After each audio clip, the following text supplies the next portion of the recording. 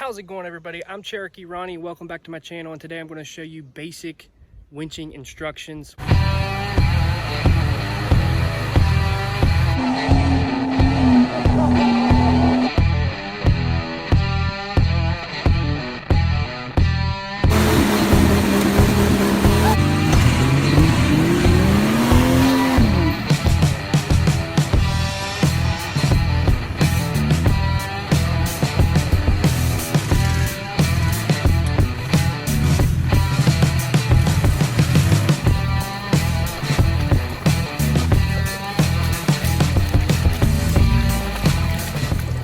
Just got a brand new winch. You need to first off take your winch to the woods or a parking lot, stretch all the line out and hook it up to something and winch your vehicle with the weight with a little bit of brakes pressed on it, or if you can find a slight incline, that way it stretches the cable and that way it don't tighten the cable up and bind it all up inside. So you need to go out to a parking lot or in the woods and unspool it and winch it back in with the weight of your vehicle. That way it's already stretched and it's ready to go, and you can use it on the trail. If you haven't seen the video of my recovery gear, make sure you go and check that out. It'll be in the description below, and I'll leave a little thing up above. So let's go over to the winch and start hooking stuff up. So the first thing you want to do, this is your clutch on your winch. You want to go ahead and disengage it to where it's out, and then start pulling it out. Then you want to grab your tree saver and wrap it around the tree. Now that you have it wrapped around the tree, a lot of people use a bow shackle right here, which I don't. A lot of people will choke it against the tree. I don't. What I do is I just hook the hook in both of these right here.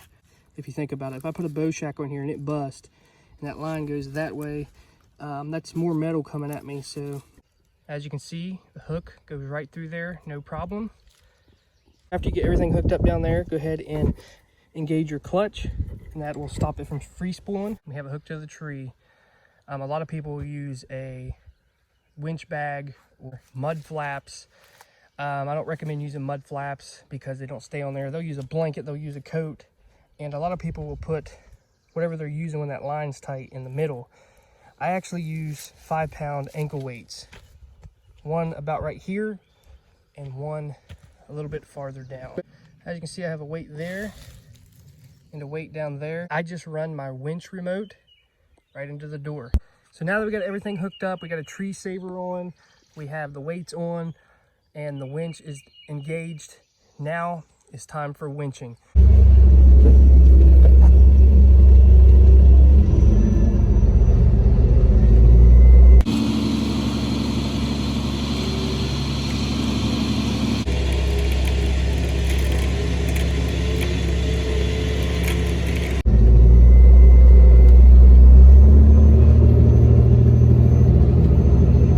That's basically it. It's super easy to winch yourself out. It's super easy to recover yourself.